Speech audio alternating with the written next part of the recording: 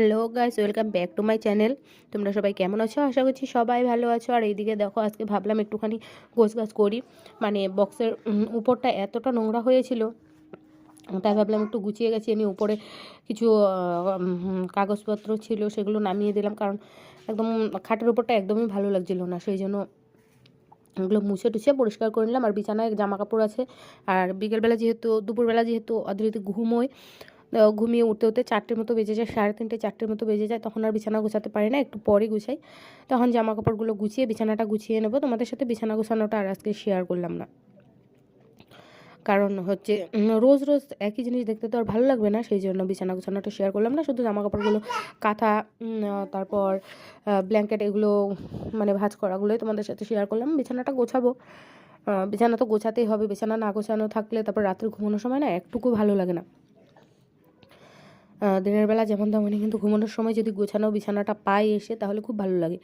আর এখন শোকেসের ওপরটা তো অনেকটা নোংরা জমে গিয়েছে, ধুলোবালি পরে। আর কালকে দেখেছিলে যে ঝোল ঝেড়েছিলাম, তো সেই ঝোলগুলো একটু একটু পড়েছে। আমি তো একদিনে পারছি না, ছোট বাচ্চাকে নিয়ে, অদ্রিতিকে নিয়ে।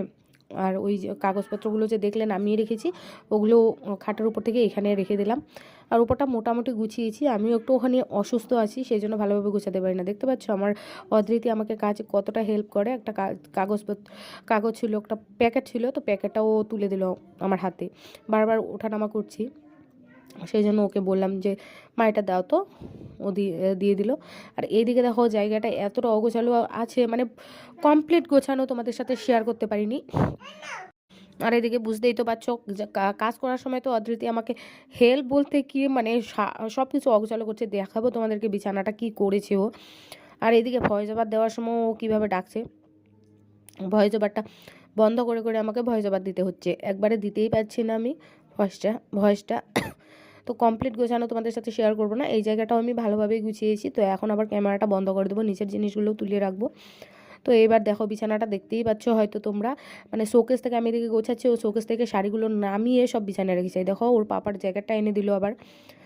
তো এইদিকে ভাবলাম যে ঘরটা ঝাড় দিয়ে, কারণ অদ্রিতি খালি পায়ে এখানে পা রাখছে, চুলকাবে, সেই জন্য ঘরটাকে ঝাড় দিয়ে নিই, নোংরাগুলো ফেলে দিয়ে তারপর ওই যে দেখতে পাচ্ছ নোংরা অগোছালো, এই অগোছালো জিনিসগুলো গোছাবো।